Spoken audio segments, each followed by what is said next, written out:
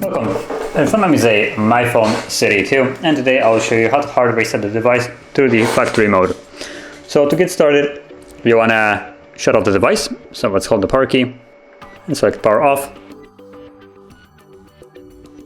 Now when the device shuts off, you want to then hold power key and volume up, both of these keys at the same time. And when you see the myPhone logo, you can let go.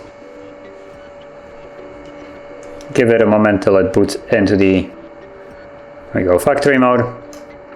And then at the bottom you will see factory reset.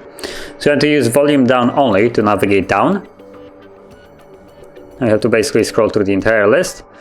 And once you have it selected like so, you want to then press volume up. And the process will begin.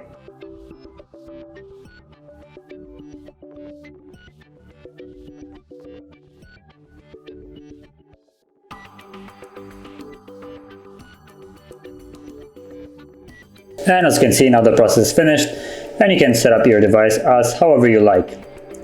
So, if you found this video helpful, don't forget to hit like, subscribe, and thanks for watching.